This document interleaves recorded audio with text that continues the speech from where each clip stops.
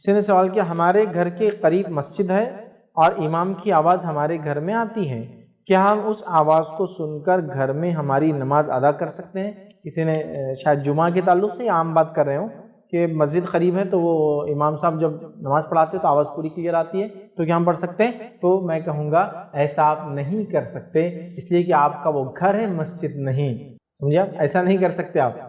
اگر کسی جگہ کو مسجد میں انکلوڈ کیا جاتا ہے اور وہ آپ کا گھر بھی ہے تو ایک الگ مسئلہ ہے، لیکن وہ آپ کا گھر ہے، وہ مسجد نہیں ہے، تو لہٰذا امام کے صرف آواز آنے کی وجہ سے آپ نماز نہیں پڑھ سکتے ہیں جب تک کہ وہ ایریا مسجد نہیں کہلاتا۔ مسجد حرم میں یا مسجد نبی کے اطراف جو مالس وغیرہ ہیں انہوں نے یہ سسٹم کر رکھا ہے، وہ ایک جگہ کو ڈیڈیکیٹڈ کرتے ہیں مسجد کے لیے اور وہ حرم سے جڑا ہوتا ہے پورا سسٹم، پتہ ہے نا آپ کو؟ مطلب وہی مائک سسٹم جو حرم کا، وہ اس کا ایک اسپیکر یہاں ہوتا ہے، آپ پورا سن سکتے ہیں، تو یہ تو ایک الگ مسئلہ ہے۔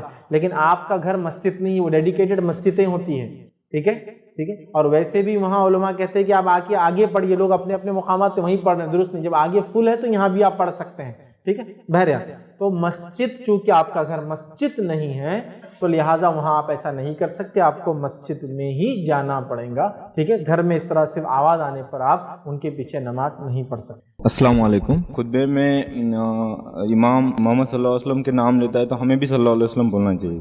بھائی نے ایک سوال کیا کہ نبی اکرم صلی اللہ علیہ وسلم پر جب نام لے خطیب خطبے میں تو کیا ہم درود بھیجیں؟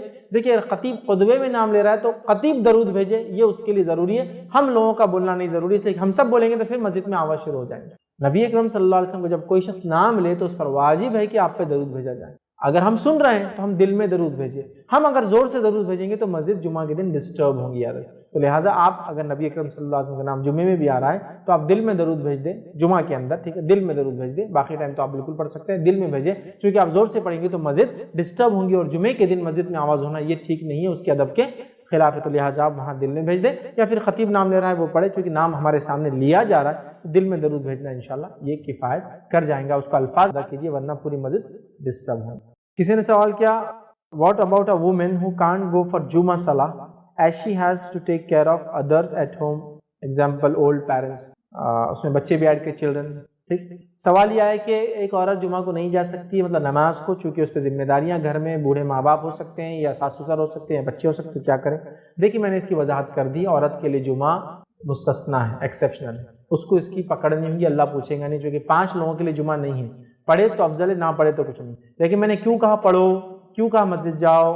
تاکہ مسجد جانے سے کم از کم ہفتے واری عورتیں واعظ و نصیحت تو سنیں گی، اجتماعیت میں جڑنے سے کم از کم ایک ان میں جذبہ اور جوش تو آئے گا، اس نیت سے میں نے کہا۔ تو لہٰذا آپ مجبوراً اگر نہیں جاتے تو آپ کے لیے کچھ بھی نہیں ہے، اس کی کوئی پکڑ نہیں ہے۔ ہاں اگر سوال کا حصہ یہ کہ اگر ہم جمعہ نہیں جا سکتے، گھر پہ ہے، ذمہ داری ہے، تو کیا کریں؟ تو دیکھیے جس کو جمعہ نہیں ملی وہ کیا پڑھتا ہے پھر اس دن؟ ظہر، اس کے لیے ظہر ہے۔ جس کو جمعہ نہیں ملا اس کے لیے ظہر ہے، اور جمعہ کے لیے ضروری کیا ہے کہ آپ خطبہ جمعہ ہو اور پھر نماز ہو اس کے بعد، ٹھیک ہے۔ تو خطبہ جمعہ نہیں ہوا تو آپ کیا کریں گے پھر؟ خطبہ جمعہ نہیں ہوتا، آپ نے جمعہ نہیں پڑھی، مسجد نہیں گئے، تو آپ مسافر تھے، آپ بیمار تھے، آپ عورت ہیں یا بچے ہیں، ٹھیک ہے، یا غلام ہیں، تو کیا کریں گے پھر؟ ظہر پڑھیں گے، یاد رکھیے، اور 4 رکعت ہوں گی ظہر کی۔ تو میں نے یہ غلط فہمی دیکھی، بہت ساری عورتیں جمعہ کے دن جمعہ کی نیت سے گھر میں جمعہ پڑھتی ہے اور 2 رکعت پڑھتی ہے۔ نہیں، گھر میں جب آپ ہوں گے اور جمعہ نہیں جائیں گے، جیسے آپ کہہ رہے ہیں آپ بوڑھے والدین کی وجہ سے نہیں جا سکتے، تو کوئی مسئلہ نہیں، آپ پہ کوئی پکڑ کوئی گرفت نہیں، لیکن آپ جب گھر میں نماز پڑھیں گے تو اس دن آپ کی جمعہ نہیں ہوتی ہے، جمعہ نہیں، ظہر پڑھی جائیں گے، تو آپ ظہر پڑھیے، ظہر کی نیت سے کھڑے اور ظہر پڑھیے، اور ظہر کی موقع، ظہر کی سنتیں اور ظہر کی ساری چیزیں ہوں گی، یاد رکھیں، ٹھیک ہے۔ تو لہٰذا آپ عورت ہیں، عورت ہونے چونکہ چیٹ پر سوال آیا تو میں عورت ہے سمجھ رہا ہوں، تو لہٰذا آپ کے لیے جمعہ مستثنا ہے، آپ نہ بھی جاتے انشاءاللہ کوئی حرج نہیں، لیکن جانے کی کوشش کریں جب بھی موقع ملے، تاکہ علم میں اضافہ اور اجتماعیت میں جڑنے سے جو بہت سارے فائدے ہوتے ہیں، مسجد جانے سے جو بہت سارا نالج ہوتا ہے، دوسروں کو دیکھ کر جو بہت ساری اصلاح ہوتی ہے، انشاءاللہ وہ فائدہ آپ کو انشاءاللہ ملے۔ کسی نے ایک سوال کیا جینٹس نماز میں ہیٹ کیسے رکھے؟ ہیٹ سے مراد میں سمجھتا ہوں ٹوپی کے بارے میں پوچھ رہے ہیں، اور کہا جمعہ کی نماز چھوٹ جائے تو کب پڑھیں؟ اسکول جاتے ہیں اس لیے چھوٹ جاتی ہے۔ 2 سوال ہیں۔ تو جینٹس دیکھیے مسجد میں ہیٹ پہنتے، کیپ پہنتے، تو اب کیسی پہنے میں نہیں بتا سکتا، بس سر پہ پہنے، کیونکہ الگ الگ کیپس کی ٹائپس ہوتی ہے، الگ الگ قسمیں ہوتی ہے، اور الگ الگ فارمز اور شیپس ہوتے ہیں، کلرز ہوتے ہیں، تو میں نہیں بتا پاؤں گا، بس سر ڈھا کے کوئی چیز، تو یہ کیپ پہننا ہوگی۔ رہا ان کا دوسرا سوال کہ جمعہ کی نماز اگر چھوٹ جاتی ہے اسکول وغیرہ کی وجہ سے تو کیا کرے؟ تو جس کی جمعہ چھوٹ جاتی ہے اس کے لیے جمعہ نہیں، اس کے لیے کیا ہے؟ ظہر ہے، اور چونکہ اس کے لیے ظہر ہے تو ظہر کے ابتدائی وقت اور ظہر کے انتہائی وقت کے بیچ میں اس کو ظہر پڑھنا ہے۔ تو فار ایگزامپل آپ اسکول گئے، اسکول سے نکلے تو 1:30 بجے اسکول چھوٹا ہے، 2 بجے آپ چھوٹے ہیں اور گھر پہ ابھی آ رہے ہیں، چونکہ اسکول کی بات ہوئی ہے آپ گھر آ رہے ہیں، گھر جب آ جائے تو ظہر کا وقت جب تک رہتا ہے جب تک آپ ظہر پڑھ سکتے ہیں، تو آپ کے لیے جمعہ نہیں ظہر ہے، ٹھیک ہے۔ لیکن کرنا یہ چاہیے کہ بچوں وغیرہ کے لیے والدین اسکول وغیرہ میں ایسی گزارشات کرے کہ ایسا تھوڑا سا موقع دیا ان کے بچوں کو تاکہ وہ جمعہ جا کر آ جائے۔ ماشاءاللہ بہت سارے مسلم اسکولس آج کل اور نان مسلم اسکولس بھی پروویژن بہرحال دیتے ہیں بہرحال، لیکن اگر کسی وجہ سے نہیں ہو پا رہی تو ایسا بچہ کیا کرے گا؟ گھر آ کر ظہر کے وقت کے اندر ظہر پڑھ لے، اس کے لیے جمعہ نہیں ہے، انشاءاللہ وہ ظہر پڑھ سکے۔ فیض بھائی میں نے سنا تھا کہ خطبے کے درمیان کی دعا قبول ہوتی، ایک یہ وہ صحیح ہے کیا؟ دوسرا یہ ہم بچوں کو لے کے جاتے جمعے کا دن، بچے کافی ڈسٹرب بھی کرتے خطبے کے وقت، تو ان کو کیسا جیسا روکنا، کیسا خاموش بھی رہنا، بولنا نہیں ہے؟ تو بھائی کا سوال ہے کہ جمعہ کے خطبے کے درمیان جو دعا کی جاتی ہے وہ قبول ہوتی ہے؟ اس تعلق سے میرے علم میں کچھ چیز نہیں ہے، لیکن یہ بات میں ضرور بیان کروں گا کہ جمعہ کے خطبے اور عید کے خطبے میں امام دعا کر سکتا ہے اور یہاں اجتماعی دعا کی جا سکتی ہے، جس کا میں نے پچھلے سوال کے جواب میں تفصیلات رکھ دی کہ جب خطیب دعا کرے تو اس کے اندر آپ آمین کہہ سکتے ہیں، لیکن زور سے نہ کہیں چونکہ مسجد ڈسٹرب ہوتی ہے، آپ دل میں آمین کہیں، ہلکے سے آمین آپ بہرحال اس میں کہہ سکتے ہیں۔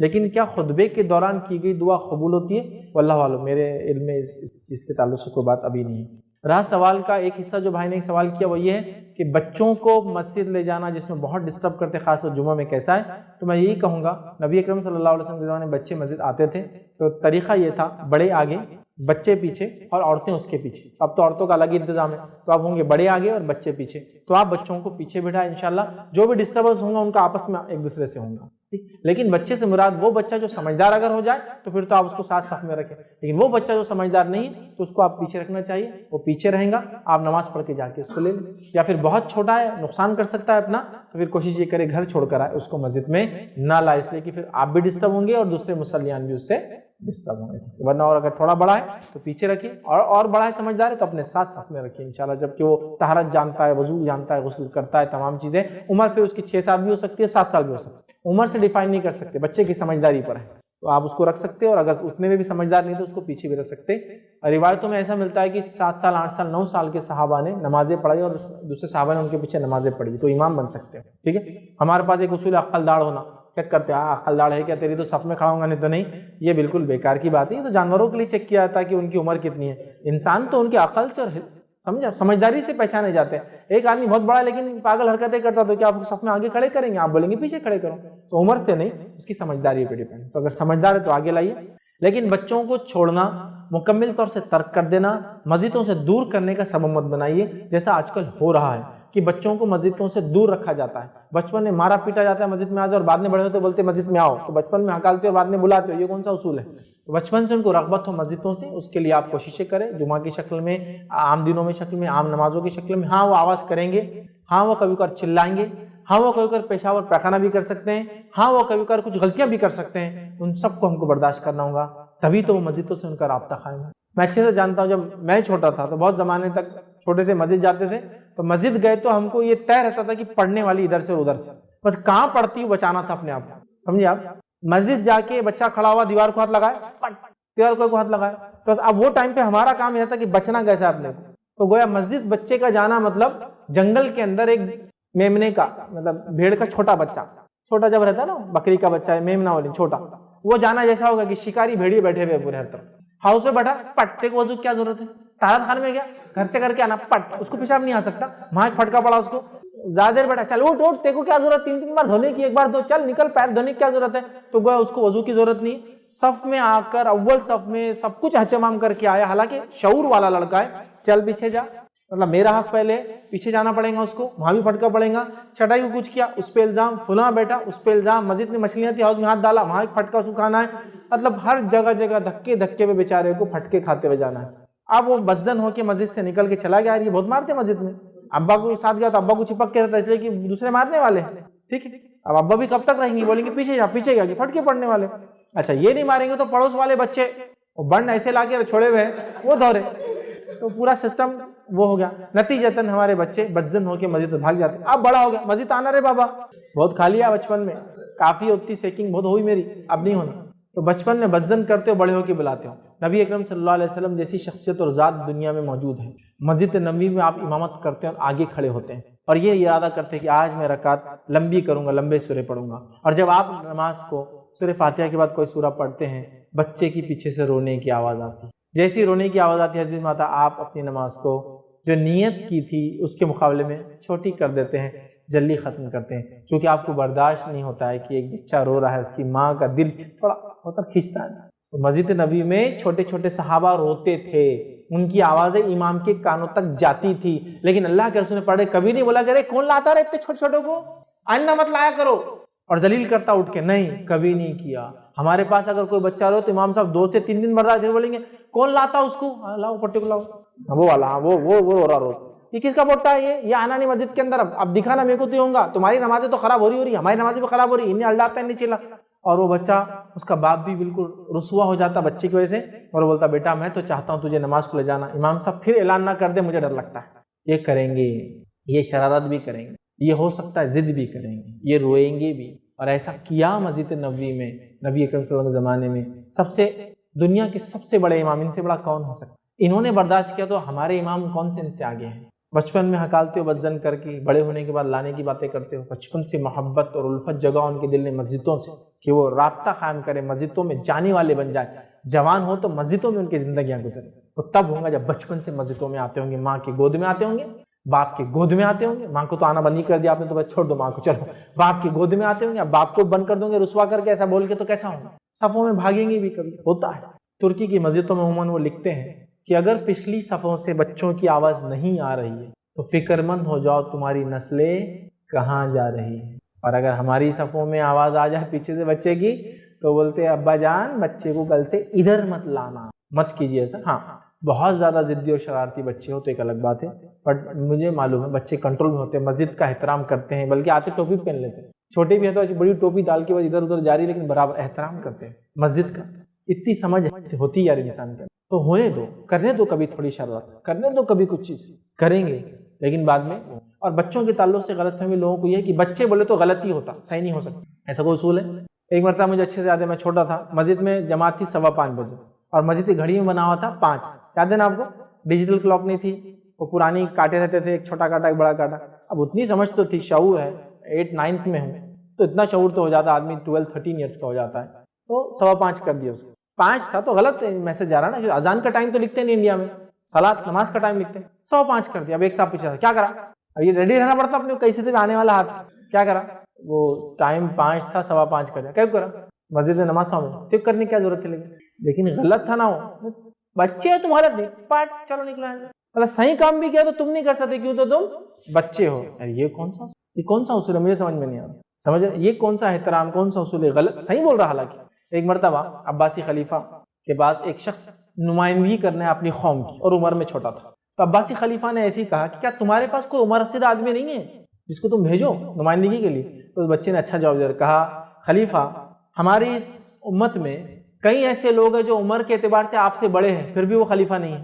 آپ خلیفہ ہیں، آپ کم ہے حالانکہ عمر، تو میرا عمر میں بڑا ہونا ضروری نہیں ہے. میں جس مدعے کو پیش کرنا ہے آپ وہ سنیے، اگر اس میں کچھ ہو تو آپ بتائیے. بات جو کی جا رہی ہے وہ اصل کہنے والا. اب ایک چھوٹا بچہ ہے تو وہاں پر اصول ہے چھوٹا بچہ غلط ہی ہوتا. ایک چھوٹا بچہ آپ کو آگے گڑھا ہے مت جاؤ، چل رہے تو چھوٹا تھے کیا گڑھا، اب جا کے گر گئے. صحیح بول رہا تھا یار، انہیں گڑھا ہے آگے، صحیح گڑھا تھا. تو بچے کی انفارمیشن غلط ہونا ضروری نہیں، وہ رائی بولا آگے گڑھا ہے مت جاؤ مت جاؤ، نہیں بچہ ہے اس کو کیا سمجھتا، ایسا نہیں ہے، ایسا نہیں ہے. ٹھیک ہے، تو بہرحال ان کا احترام کیجیے، ان کو سنیے، بلکہ ان کو مقام دیجیے. عمر ابن خطاب رضی اللہ عنہ ایک مرتبہ گزر رہے ہیں، عبداللہ بن زبیر رضی اللہ عنہ اور باقی دیگر صحابہ کھیل رہے ہیں. انس بن مالک رضی اللہ عنہ فرماتے جو ہے عمر ابن خطاب جیسے ہی وہاں سے گزرے تو بچے پھٹافٹ بھاگنے لگے. کبھی خلیفہ تھا تمہارا، بھاگنے لگے. عبداللہ بن زبیر چھوٹے تھے کافی، جب ان کی والدہ نے ہجرت کی، یہ ہجرت کے بعد قبا میں پیدا ہوئے تھے، تو مطلب 11 سال عمر ہوں گی، ہارڈلی 13 سال 12 سال کھیل رہے تھے. سب بچے بھاگ گئے. عمر ابن خطاب سب بھاگ گئے. عمر ابن خطاب رکیا کر اور کہا عبداللہ تم نہیں بھاگے؟ سب بھاگ گئے بچے. تو کہا امیر المومنین میں نے کوئی ایسا غلط کام کیا نہیں جو ڈر کے مجھے آپ سے بھاگنے کی ضرورت ہے، پہلا. دوسرا، راستہ اتنا چھوٹا نہیں ہے کہ میں کھڑا رہوں تو آپ نہیں جا سکتے جو میں یہاں سے ہٹوں، اس لیے میں نہیں بھاگا. عمر ابن خطاب خوش ہوئے اور چلے گئے. صحیح جواب ہے نا. ایک، میں نے کوئی غلط کام نہیں کیا جو آپ سے بھاگوں. سیکنڈ، راستہ اتنا چھوٹا نہیں ہے کہ آپ کو جگہ دینے کے لیے مجھے ہٹنا پڑے، میں نہیں ہٹا. اس لیے آپ نے احترام کیا نا, یہ کہا کہ عمر سے زبان لڑا تھا, لے دو. ہمارے پاس تو یہ ہوتا بھائی, صحیح بولو یا غلط بولو, بولا ہی کیسا, حالانکہ احترام میں نہیں ہے. اگر کسی بڑے کے سامنے منہ ہی نہیں کھولنا احترام ہوتا تو یہ صحابہ کبھی منہ نہیں کھولتے عمر ابن خطاب جیسی شخصیت کے سامنے. چونکہ اللہ کے رسول صلی اللہ علیہ وسلم کے بعد اگر کسی کا مقام ہے دنیا کے اندر تو کون ہے؟ ابوبکر صدیق, اور اس کے بعد کون ہے؟ عمر ابن خطاب. منہ نہیں کھولتے تھے, نہیں اب آپ عمر جو بول رہے ٹھیک ہے, کیوں تم کھڑے تھے؟ نہیں میں آپ کو جواب, آپ بڑے نہیں. جواب دیا کہ امیر المومنین میں نے کوئی غلط نہیں کیا, لہٰذا اس لیے میں نہیں بھاگا, دوسرا راستہ اتنا چھوٹا نہیں تھا کہ آپ اور میں ایک ساتھ نہ چل سکے, اس لیے مجھے ہٹنے کی ضرورت نہیں تھی. سمپل. انہوں نے کچھ نہیں کہا کہ کیا زبان دراز ہے کہ تمہاری والدہ کو تمہارے والد کو بولتا, زبیر کو جا کے ایسا پالے گا بچہ, اسما کو بولتا جا کے تمہاری ماں تو فلاں ہے, نہیں کچھ نہیں. آپ خوش ہنستے ہوئے گئے. احترام کیجیے, ان کو رسپیکٹ کیجیے. تو بہرحال لائیے مسجدوں میں, ان کا خیال کرتے ہوئے. بہت زیادہ چھوٹے تو میں یہ کہوں گا احتیاط کریں, یا پھر بچوں کی صف میں رکھیں, اپنے ساتھ نہ رکھیں تو انشاءاللہ کم, چونکہ آپ کے ساتھ ہوں گے تو محبت میں زیادہ ڈسٹرب کرتے ہوں گے. نزدیک ہوئے تو گود میں بیٹھیں گے, پیچھے رہیں گے تو آرام سے بالکل ہاتھ رکھ کے بالکل بیٹھیں گے, ٹوپی پہن کے ایک دم آرام. تو لائیے تاکہ ان کی ایک محبت پیدا ہو, پھر وہ آئے. اور بچے کس کو کہتے وہ بھی سمجھ لے, ورنہ پتہ چلا بڑے ہو گئے, 17-18 سال بھی ہو رہے تو عقلدار نہیں, بچہ ہی بولے صف میں بھی مت کھڑا رہے اور فلاں, یہ سب نہیں ہونا چاہیے. تو بہرحال یہ چیزوں کو سمجھنے کی بہت زیادہ ضرورت ہے. الحمدللہ لوگ آج کل کافی اپ ٹو ڈیٹ ہے. میں نے دیکھا ہوں چھوٹے بچے جو پہلے زمانے میں جن کو صفوں میں کھڑے رہنے کی اجازت نہیں تھی, آج پہلی صفوں میں بھی دکھتے ہیں, کیونکہ وہ پہلے آیا جمعہ کو تو پہلے کھڑے رہنا اس کا حق ہے, اس کو کوئی پیچھے نہیں کر سکتا. اور ہوتا تھا ہم لوگ 12, 13, 14 سال کے ہو گئے, صفوں میں پہلے کھڑے ہوتے تھے, بعد میں آنے والے ہم کو پیچھے کرتے تھے, اور ہم چپلوں میں وہ دھوپ میں کھڑے رہتے تھے, اور یہ لوگ آرام سے منڈپ کے اندر اور مسجدوں میں نماز پڑھتے تھے. چھوٹے ہونے کے ناطے ہم نے جمعہ پڑھنا چھوڑ دی تھی پھر, کیونکہ وہ چپل میں بہت گرم ہوتا تھا. کبھی چپل بھی نہیں رہی تو بولتے تھے چپل, اچھا چپل بھی سمجھ لیجئے, مجھے اچھے سے یاد ہے, چلچلاتی دھوپ گرمی کے دن, مسجد پھر اس کے بعد منڈپ, اس کے بعد خالی حصہ چپل ہے, وہاں کھڑے کر دیتے بچوں. حالانکہ بچے پہلے سے آ کے بیٹھے, بچے بولے تو بچے نہیں, بالغ ہے, 12, 13, 14 سال بالغ ہو جاتا ہے انسان, شرعی اعتبار سے, قانونی اعتبار سے نہیں. انہوں نے پتہ نہیں قانونی اعتبار سے لے لیا, شرعی اعتبار چھوڑ کر. عقلدار 18 سال کے بعد آ رہی تو وہ دیکھ رہے. بہرحال پیچھے کھڑے ہو جانا. تو پھر ایک ٹائم یہ آیا کہ ہم مسجد میں نماز کو جانا چھوڑ دی, اس لیے وہ دھوپ میں کھڑے ہو.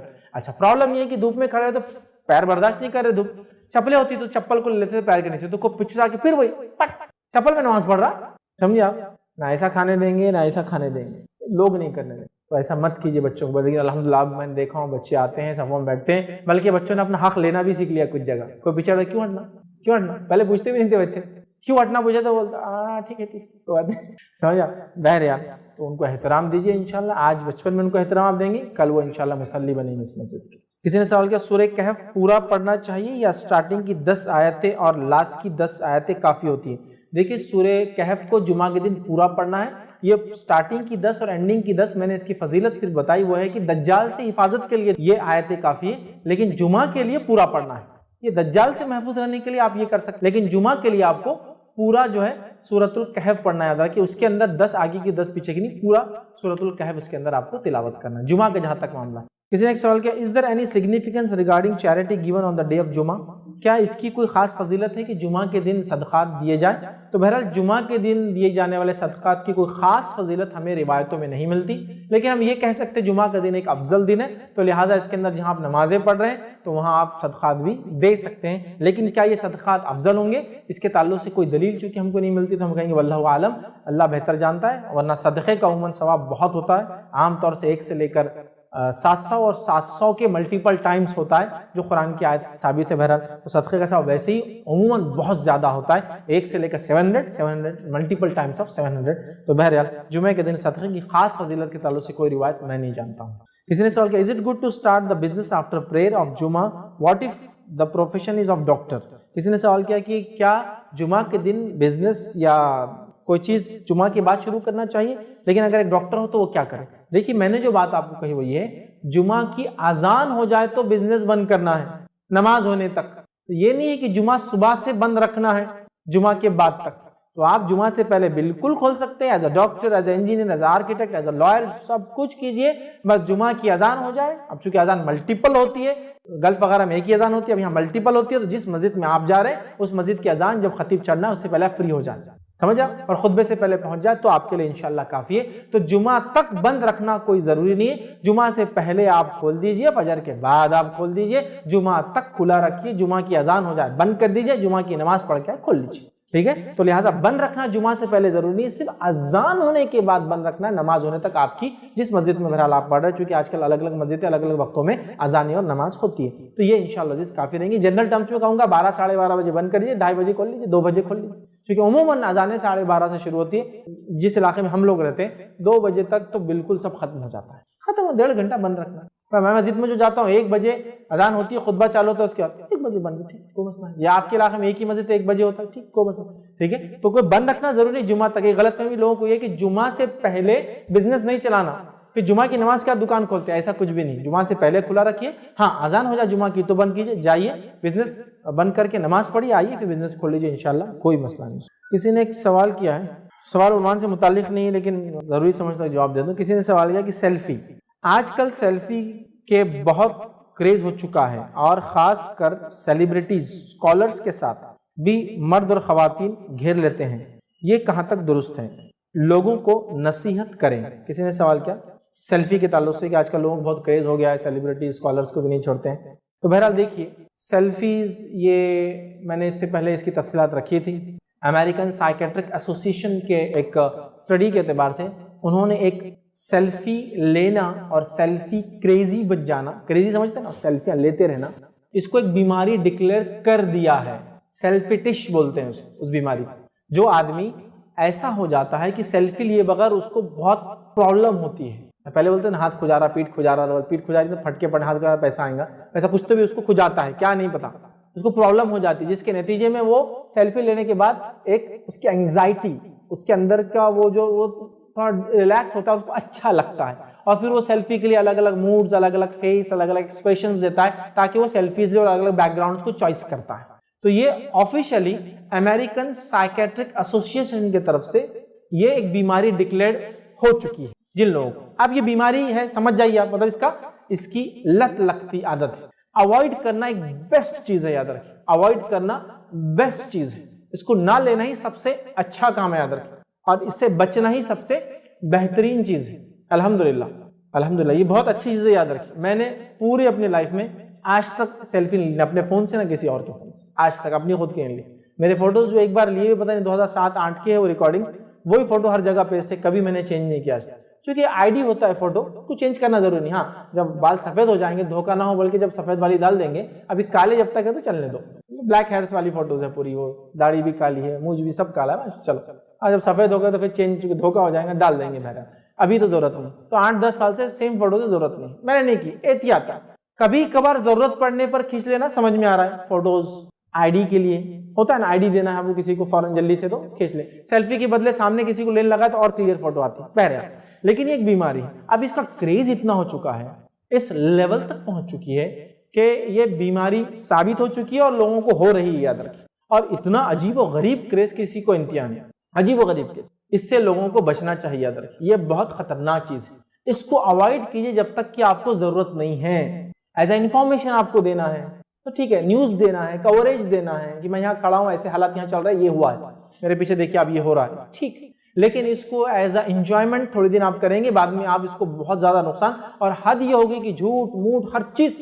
پہلے تو یہ تھا ایسا کھینچتے تھے سامنے بٹھا کے, اب کیا ہوگا, کھانا کھا رہے, اچھا کھانا خود کا بھی نہیں ہو, کسی اور کا ہے, اچھا دکھا, سجاوا اچھا ہے, بھائی صاحب ایک فوٹو لے لو, کا وہ بھی بولتا چلو کھانے کے پیسوں سے ویسے ہی وصول ہو رہے پیسے اپنے, لے لے تو فوٹو لے لے.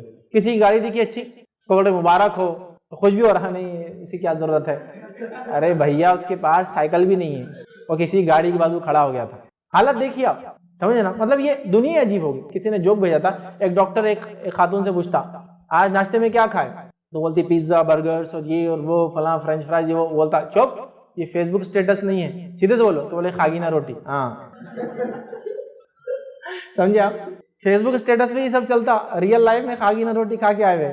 تو وہی حال ہو گیا ہم لوگوں کا. یہ کریز لے کر ڈوب رہا ہے اور یہ بہت حد تک بڑھ چکا ہے, ٹھیک. اور اس کریز کا میں بھی 1-2 بار شکار ہو چکا ہوں, تو اب بچنے کی کوشش کر رہا ہوں, لیکن لوگ چھوڑتے نہیں. حال ہی میں ایک سفر پہ گیا تھا, سفر میں اتنے مجھے چاہنے والے لوگ مل گئے کہ مرد تو مرد, عورتوں کی جھنڈ بھی آ رہے فوٹو کھینچائے, روک روک کے پریشان. پھر سیکورٹی کو آواز دینا پڑا, ایئرپورٹ پہ تھا تو ان کو بولا تھوڑا سا اوائڈ کرنا ہے مجھے, پھر وہ لوگ آ کے لوگوں کو پیچھے لے گئے. تو یہ کریزی ہو چکے ہیں لوگ اس میں, اب اس لیول تک کریزی کہ آپ بولیں گے فیض بھائی ایک میں سنیپ لینا چاہ رہا ہوں آپ کے ساتھ, اب ٹھیک ہے لے لو یار, آپ پیچھے بھاگ رہے, آ جاؤ کھڑے ہو. अब आप ऐसा खड़े होते बाजू से उनके अहलिया खड़े हो जाएंगे, स्नैप नहीं, समझिए आप, विद प्लान कि फैज भाई तो फोटो देंगे नहीं, जनरली ये सोच होती है ना दीनी शख्सियात नहीं देंगे, तो मैं रिक्वेस्ट करूंगा और तुम फिर फौरन, समझ रहे आप खींचने से एक आगे खड़े हो, लेडीज भी नहीं छोड़, बुरखे में आके खड़े हो जा रहे हैं, मतलब बुरखे में आके खड़े हो रहे था, पीछे खड़े अपन खींच लेते। अब क्या करना लोगों को, रोकना, बॉडीगार्ड रखना है कि भाई इनको रोको, सेल्फी मत लेने दो, दूर से लेंगे, कैमरे इतने अच्छे क्वालिटी का आ गए, दूर दूर से खींच रहे। तो अब ये क्रेज बन चुका है, ये बीमारी हद से ज्यादा बढ़ रही है। हालात ही है, मैं आपको बताता हूँ, कई जगह तो तकरीर सुनने आने से नहीं, आपको एक सेल्फी मिल जाना बस, ये नियत से आएगा, और जब आकर बोलते फैज जी एक सेल्फी, तो ऐसा लगता है पूरी जिंदगी की भीख गिड़गिड़ा के मांग रहा हूँ। अगर ये नहीं तो इसकी जिंदगी खत्म हो गई आज, इसका जीना व्यर्थ रहा, इस दुनिया में भेजा जाना इसका बेकार रहा आज। अगर मैं फोटो, इतना आजीजी के आप बोलते एक नहीं कहीं ले तू, ले, मतलब समझे ना, मतलब इस लेवल तक जा चुका है। कभी तो हालात ये हो रहे कि किसी को तो बोल दे रहे हैं कि भाई आप मत लीजिए, आप समझे, अच्छा कोई साथ भी रहता है, मतलब फैज भाई की हालत ये, आगे जाते आप क्या करें, मेरे को लेना था बोल के उसको हकाला।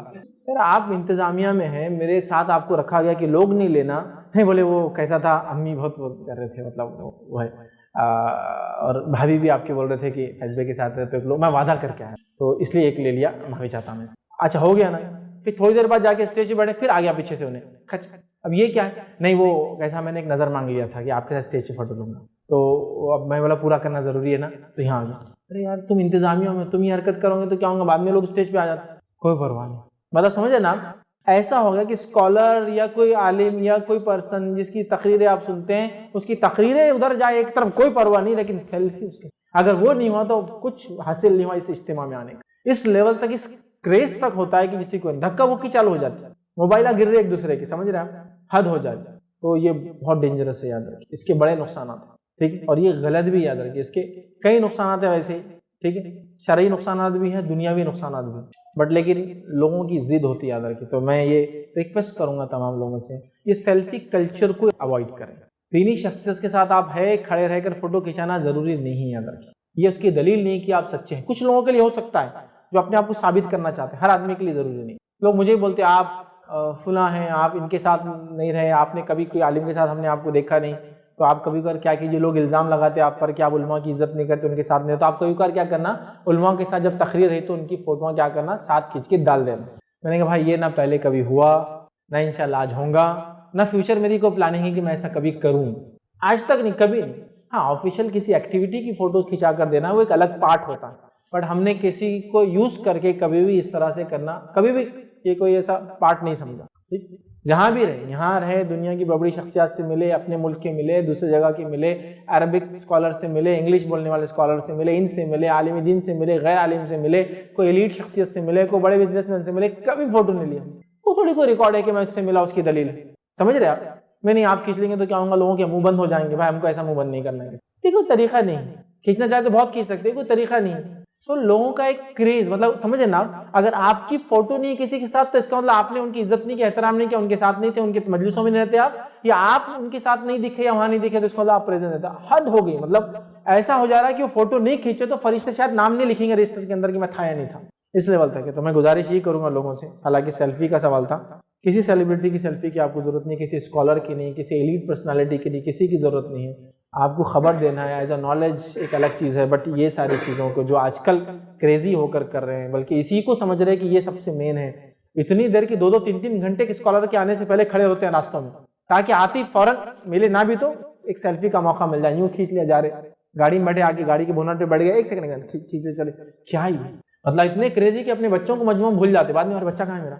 इस हालत तक मैंने लोगों को देखा है, समझ रहे आप। लेडीज भी इसमें पीछे नहीं है, बढ़ चढ़ के हिस्सा ले रही है। मैं गुजारिश करूंगा, अब जाहिर सी बात है, एक आदमी खड़ा है, कोई बड़ा फोटो लेना है, प्लीज प्लीज प्लीज, आप फोटो लेने खड़ा है, पीछे से कोई आके खड़ा हो जा रहा है, किसको अवॉइड करेंगे, कैसे अवॉइड करेंगे, अधाद होती है। मतलब लोग किसी भी लेवल पर जा रहे हैं, तो मैं ये गुजारिश करूंगा, देखिए मर्दों से भी की सेल्फी लेना दुरुस्त नहीं, खवातीन से भी करूंगा। देखिए आप किसी भी दीनी शख्सियत को चाहे या किसी को भी चाहे, अपनी फोटो किसी के साथ आप मत खिंचाइए। इसका क्या माना लिया जाएगा दुनिया में मैं नहीं जानता, किस नज़र से देखा जाएगा मैं नहीं जानता, ठीक। और मैंने भी कई बार अपील की लोगों से कि मत कीजिए, कम से कम लेडीज़ को रोकिए, लेकिन कई जगह ऐसा होता है कि लोग रुकने को, मतलब आप समझिए, मैं बता रहा हूँ ना, अगर 25-50 औरतें एक साथ आ जाए और आगे खड़ रहे की फोटो खींच रहे, आप पीछे भाग भी रहे तो छोड़ते नहीं, یا آپ کچھ کام کر رہے ہیں, بازو آ کے کھینچ لیا. اب ظاہر سی بات ہے ایک آدمی کام کر رہا ہے, کچھ کھڑا ہے, کچھ لکھ رہا ہے, کوئی چیز فلاں کر رہا ہے, لیکن یہ چونکہ کلچر ہی ایسا ہو گیا, اب آپ کیا اس مشین پہ کھڑے ہیں, بورڈنگ پاس نکال رہے ہیں ایئرپورٹ پہ, سامنے کھڑے ہو کے لے لیتے فوٹو.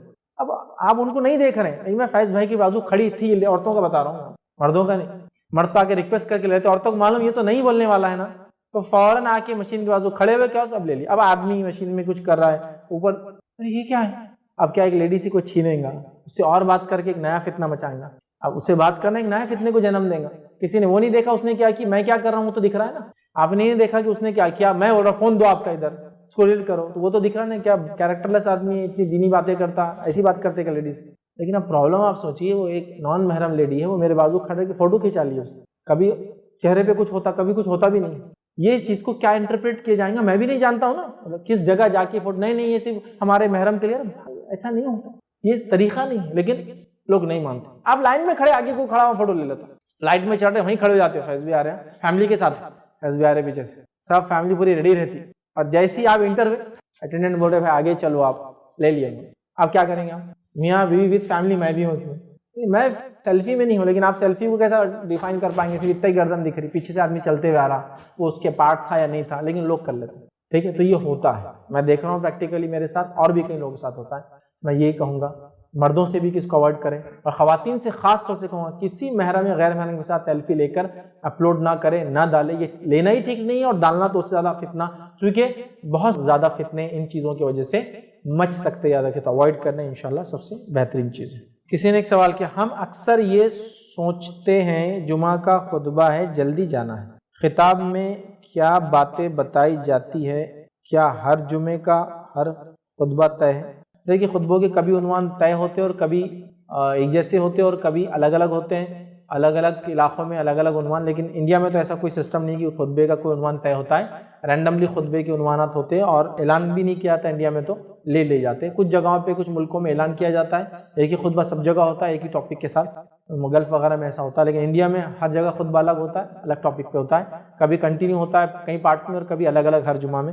بہرحال آپ کو اپنے نزدیکی مسجد والوں سے پوچھنا ہوگا کہ آج کا اور اب کا کیا معاملہ چل رہا ہے. کسی نے ایک سوال کیا, can a girl can give دعویٰ on a big platform because اللہ order not to be soft spoken, but what if we do speeches in medium tone. کسی نے ایک سوال کیا کہ ایک لڑکی کیا دعوت دے سکتی ہے بڑے پلیٹ فارم پہ, اس لیے کہ اللہ نے ان کو نرم گفتگو کرنے سے منع کیا, تو کیا میڈیم ٹون میں دے سکتے ہیں؟ تو دیکھیے میں سب سے پہلے تو یہ کہوں گا کہ اگر آپ لیکچرز وغیرہ یا کوئی چیز دیتے ہیں تو ایسے پلیٹ فارمز پہ دیں جہاں آپ کو عورتیں ہی سننے والی ہو, تو اس میں انشاءاللہ کوئی مسئلہ نہیں. سافٹ اسپوکن ہو, میڈیم ٹون ہو یا ہائی ٹون ہو, یہ آپ کا مسئلہ ہے, تقریر کے اندر آپ کر سکتے ہیں. رہا مسئلہ ایسی جگہ جہاں مردوں اور عورتوں کی گیدرنگ کامن ہے, میں یہی کہوں گا کہ آپ اوائڈ کریں, بچتے رہیں کہ ایسی جگہ آپ سپیچز دیں, یہ آپ کے لیے بیٹر ہوگا انشاءاللہ. اوائڈ کرنا یہ بیٹر ہے.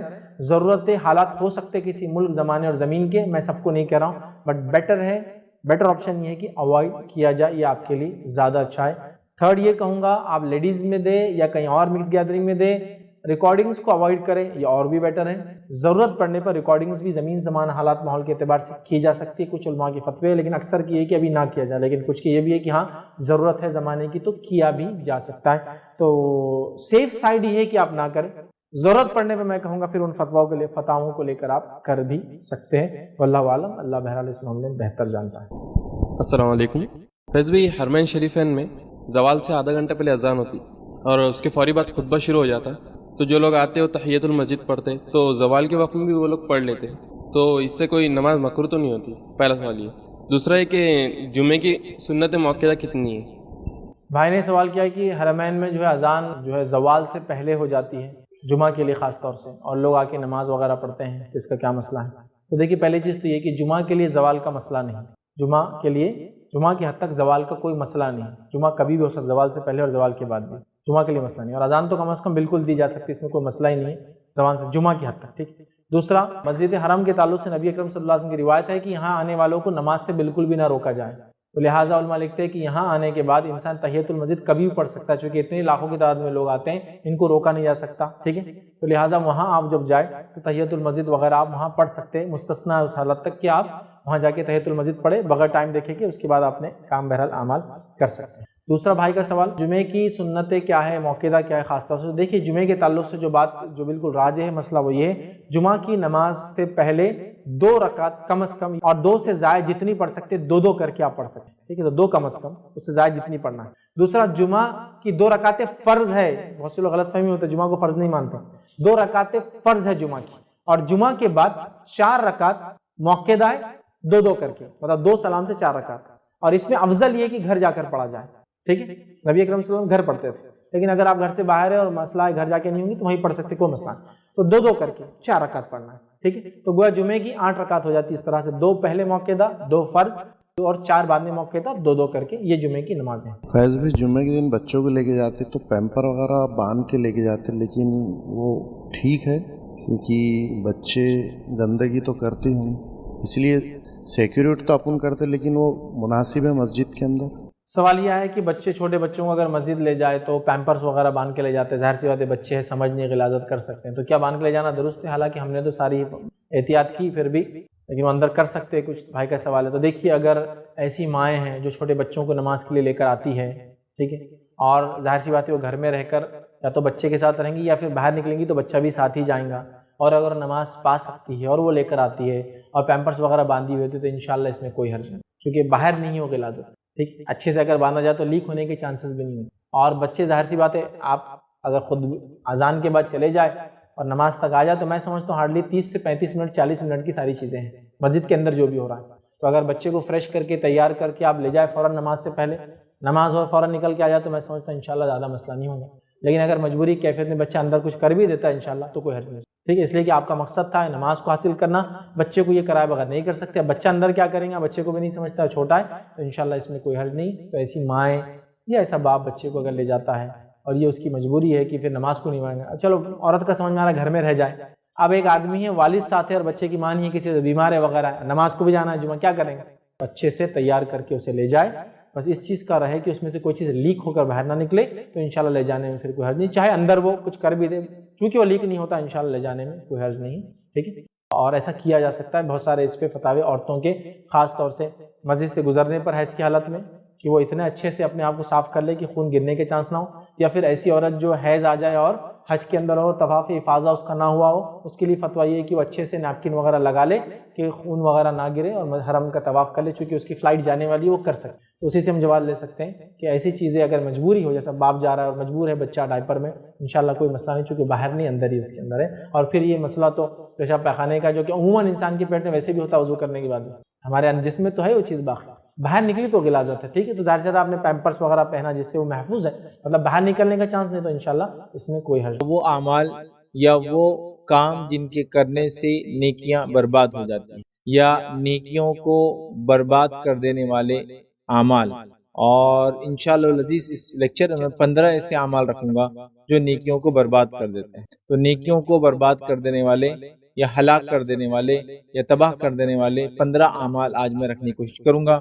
نیکیوں کو برباد کر دینے والے یوں تو کئی اعمال ہیں جو احادیث نے بتائے گئے کہ یہ عمل کرنے سے نیکیاں برباد ہو جاتی ہے، قرآن نے کئی عمل بتائے کہ یہ عمل کرنے سے نیکیاں برباد ہو جاتی ہیں، لیکن ان تمام میں سے میں نے 15 ایسی یا ایسے اعمال چنے، 15 یا 15 ایسے عمل چنے جن عمل کے کرنے سے یا اعمال کے کرنے سے اللہ رب العزت یا تو کچھ حصہ نیکیوں کا یا مکمل نیکیاں مٹا دیتا ہے، لیکن اکثر پوائنٹ مکمل نیکی مٹا دینے والے ہیں، جیسا کہ اس سے پہلے کچھ لیکچرز میں نے آپ کے سامنے وہ اعمال رکھے جو گناہوں کو مٹا دیتے ہیں، اور بالخصوص ہم نے 10 ایسے اعمال دیکھے تھے جو گناہوں کو مٹا دیتے ہیں، لیکن آج 15 ایسے اعمال رکھنے کی کوشش کروں گا جو نیکیوں کو، گڈ ڈیڈز کو، اچھے کاموں کو، حسنات کو جو انسان اپنے زندگی میں کرتا ہے، اور زندگی کا جو اصل سرمایہ ہے، یہی وہ پونجی ہے جو انسان لے کر جائیں گا تو آخرت میں کام آنے والی ہے، باقی مال دولت اور زمین جائیداد اولاد وہ سب یہاں چھوڑ کر جاتا ہے، لیکن یہ وہ پونجی اعمال جو نیکیاں ہوتی ہیں، جو حسنات ہوتی ہیں، تو آج میں آپ کے سامنے 15 ایسے گناہ رکھوں گا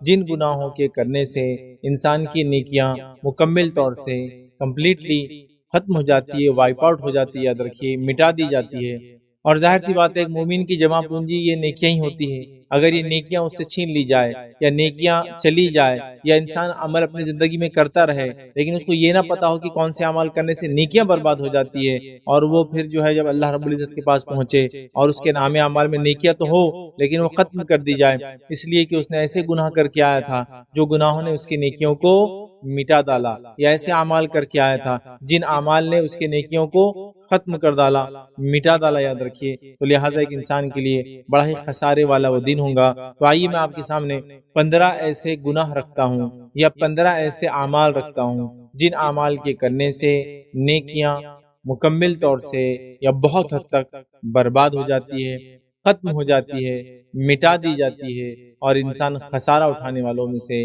جہنم رسید ہونے والوں میں سے ہو جاتا ہے. تو آئیے وہ کیا گناہ ہیں یا وہ کیا اعمال ہیں جن کے کرنے سے نیکیاں ختم کر دی جاتی ہے. یاد رکھیے وہ باتیں میں آپ کے سامنے رکھنے کی کوشش کروں گا. سب سے پہلی چیز یاد رکھیے، سب سے پہلا عمل جس کے کرنے سے انسان کی تمام نیکیاں مٹا دی جاتی ہے وہ عمل ہے، یاد رکھیے، اللہ تعالیٰ کی آیت یا قیامت کے دن کا انکار کرنا.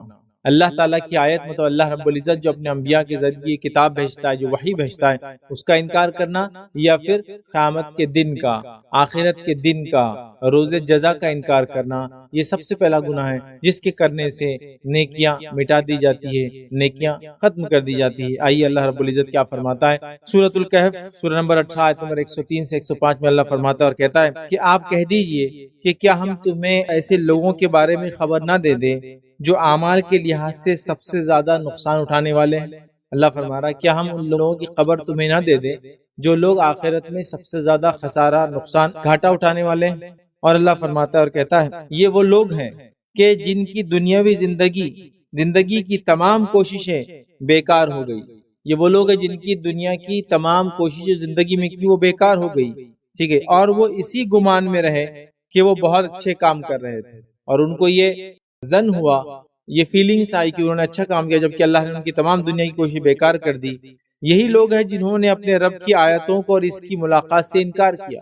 یہی لوگ ہیں جنہوں نے رب کی آیتوں کو جھٹلایا اور آخرت کے دن کو، رب سے ملاقات کے دن کو انکار کیا، اس لیے ان کے اعمال غارت کر دیے گئے. چنانچہ قیامت کے دن ہم ان کا کوئی وزن قائم نہیں کریں گے. تو گویا وہ لوگ جو اللہ کی آیتوں کا انکار کرتے ہیں اور روز جزا کا، بدلے کے دن کا، آخرت کے دن کا، اللہ سے ملاقات کے دن کا انکار کرتے ہیں، اللہ رب العزت ایسے لوگوں کے اعمال کو برباد کر دیتا ہے. یاد رکھیے، اور یہ بہت ساری لوگوں کا یہی حال ہے، دنیا میں اکثریت کا یہی حال ہے کہ وہ لوگ دنیا کی کوششیں جو بھی کر رہے ان کو ایسا لگتا ہے کہ کوششیں آخرت میں ان کے مرنے کے بعد کی زندگی میں کام آئیں گی، لیکن جب تک صحیح طریقہ اختیار کر کے انسان کوشش نہ کرے ان کی کوئی کوشش کام نہ آئیں گی. مشرکین مکہ، یہود، نصارہ، نبی اکرم صلی اللہ علیہ وسلم کے دور میں مجوس، یہ تمام لوگ اللہ کو راضی کرنے کے لیے دنیا میں کچھ نہ کچھ کر رہے تھے. اللہ نے اعلان کر دیا کہ ان میں سے کسی کے بھی کوئی اعمال قبول نہیں کیے جائیں گے چونکہ کوششیں غلط ڈائریکشن میں تھی. دنیا کا جو کچھ کر کے آئے وہ سب بیکار ہو جائیں گے. یاد رکھیے، اور وہ گمان میں ہوں گے کہ وہ بہت اچھا کچھ کر کے آئے، لیکن انہوں نے جو حرکت کی ہوں گی جس حرکت کی وجہ سے ان کے اعمال برباد ہو جائیں گے. وہ پہلا یہ تھا کہ انبیاء جو نشانیاں لے کر آتے انہوں نے جھٹلایا. دوسرا، رب سے ملنے کا انہوں نے انکار کیا. مشرکین مکہ تو کیا کہتے تھے کہ ہم تو مر جائیں گے تو ہڈیاں بن جائیں گے، پھر کیا ہوں گے؟ مٹی بن جائیں گے. جہنم میں جائیں گے بھی اگر گناہوں کے بدلے تو ہم جہنم کے فرشتوں کو دھکا دے کر باہر نکل جائیں گے. ان کا یہ الزام تھا. نصارہ نے یہ دعویٰ کر دیا کہ چونکہ عیسیٰ علیہ السلام اللہ کے بیٹے تو انہوں نے چونکہ قربانی دے دی، نتیجتاً ہم سب بخشے بخشائے ہو گئے. چاہے آپ کتنے ہی گناہ کریں، عیسیٰ پر ایمان لا لو تو ہماری نجات ہو جائیں گی. تو اللہ رب العزت نے یہ سب کے اس عقیدے کے تعلق سے رد کیا اور کہا کہ دنیا میں جو کچھ کر کے آئے تھے یہ سوچ کر کہ بہت اچھا کر رہے، آخرت میں کچھ بھی کامیاب نہیں ہونے والے. اس لیے کہ سب سے پہلا کام جو غلط کیا، اللہ کی آیتوں کو جھٹلایا، اور دوسری سب سے بڑی غلطی کی کہ اللہ سے ملنے کا انکار کیا. ملنے کا مطلب روز جزا کا انکار کیا. تو اللہ رب العزت جو ان کے اعمال کو آکارت اور برباد کر دیں گا. آئیے وہ دوسرا گناہ کیا ہے جس کے کرنے سے تمام اعمال، تمام نیکیاں برباد ہو جاتی اور انسان جہنم رسید ہو جاتا ہے. وہ دوسرا گناہ یاد رکھیے، دین اسلام سے ارتداد، مرتد ہو جانا، حق کو چھوڑ دینا، اسلام کو چھوڑ دینا. ٹھیک ہے، یہ ارتداد یاد رکھیے انسان کی تمام نیکیوں کو برباد کر دیتا ہے. جیسے کہ ایک انسان کفر کی حالت سے اسلام میں آئے تو تمام پچھلے گناہ معاف ہو جاتے ہیں، اسی طرح ایمان کی حالت سے کفر کی حالت میں چلا جائے تو پچھلے تمام نیکیاں ختم ہو جاتی ہیں اور انسان جہنم رسید ہو جائیں گا اگر اسی حالت میں مر گیا. سمجھ رہا بات کو؟ تو ارتداد یاد رکھیے وہ تمام نیکیوں کو برباد کر دیتا ہے، چونکہ اللہ رب العزت نے اپنی کتاب میں سورہ آل عمران سورہ نمبر 3 آیت نمبر 19 کے حصے میں فرمایا اور کہا ان الدین عند اللہ الاسلام، اللہ کے نزدیک جو قابل قبول دین ہے وہ صرف اسلام ہے۔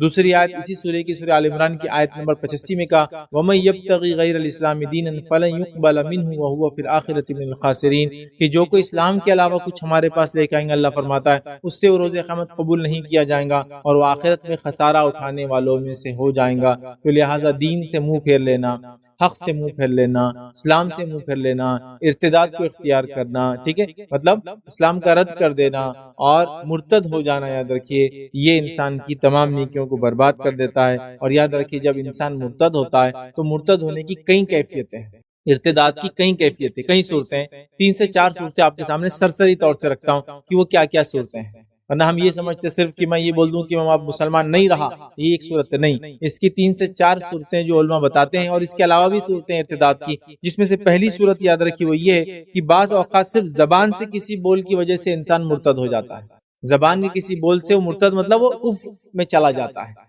اور کفر میں چلا جانا مطلب اسلام کو چھوڑ دینا، اس اعتبار سے میں کہہ رہا ہوں۔ تو بعض الفاظ صرف کچھ الفاظ ادا کر کے کفر کی طرف چلا جاتا ہے، ارتداد کر بیٹھتا ہے، جس کی مثال یہ کہ اللہ تعالیٰ کو یا اس کے رسولوں کو یا اس کے فرشتوں کو گالی گلوچ کرنا، برا بھلا کہنا، مذاق کا موضوع بنانا، انسان اس سے اسلام سے نکل جاتا ہے، یاد رکھیں۔ اور فرشتوں پہ ایمان وغیرہ کے تعلق سے میں نے اس میں تفصیلات اس کی رکھی تھی کہ اکثر علماء کے ہی فتوی کہ فرشتوں کا مذاق اڑانا یہ کفر ہے، ٹھیک، تو اس سے انسان جو ہے نکل جاتا ہے۔ دوسری مثال اگر ہے تو بعض اوقات وہ اپنے کسی فعل کی وجہ سے مرتد ہو جاتا ہے، کسی فعل، کسی ایکشن کی وجہ سے مرتد ہو جاتا ہے، مثال کے طور پر جیسا کہ بتوں کو سجدہ کرنے لگ جائے، بتوں کے سامنے جھکنے لگ جائے، ہے نا، چاہے وہ زمین آسمان کی کوئی اور مخلوق کو جھکنے لگ جائے، یہ بھی مرتد ہو گیا، یہ بھی ارتداد کفر کی ایک کیفیت ہے۔ اسی طرح تیسری شکل یاد رکھیے وہ اپنے عقیدے کے اندر باطل عقائد کو شامل کر لے، اسلامی عقیدے باطل عقائد کو شامل کر لے تو بھی وہ مرتد ہو جاتا ہے۔ جیسے کہ مثال کے طور پر یہ سوچے کہ زنا حلال ہے، نماز کی کوئی ضرورت نہیں، بس یہ ڈرانے کے لیے کہ 5 وقت پڑھو تو اچھے رہیں گے، نہیں پڑھے بھی تو کچھ نہیں ہوتا، تو یہ بھی ایک صورت ہے۔ اسی طرح ارتداد کی ایک صورت ہے یاد رکھیے کہ صرف شک کی وجہ سے انسان مرتد ہو جاتا ہے۔ شک سے مراد یہ کہ پتہ نہیں اللہ ہے یہ نہیں، چلو لیکن ہم مان لیتے، کیا ہے پتہ نہیں، شرک کو برا تو بولا جا رہا ہے لیکن ہو سکتا ہے اللہ شرک کرنے کے بعد ہی معاف کر دیں گا یار، اصل ہاں جہنم تو ہے لیکن ہو سکتا ہے ڈرانے کے لیے ہوں گی، تو جو سزائیں بولی جا رہی ہے وہ آخرت میں چھوٹ دے دی جائیں گی، یہ اس کو شک ہے، یاد رکھیے، ٹھیک ہے، تو ایسے شکوک کی بنیاد پہ یاد رکھیے وہ مرتد ہو جاتا ہے، اور یہ پختہ شک ہے اس کا کہ ٹھیک ہے اللہ نے بولا شرک حرام ہے لیکن مسئلہ نہیں کو کر بھی لے تو میں امید کرتا ہوں معافی ہو جائیں گے، جہنم تو ہے لیکن مجھے ایسا لگتا ہے کہ میں کوئی شکی ہے کہ کوئی جائیں گا، بلکہ سب کو اللہ معافی کر دیں گے۔ اور ایسے جب شکوک اور شبہات جب دینی عقائد میں جو کہ واضح طور سے اللہ نے اپنی کتاب میں اس کے رسولوں نے ڈرائے لوگوں سے، اور اس کے بعد انسان کرے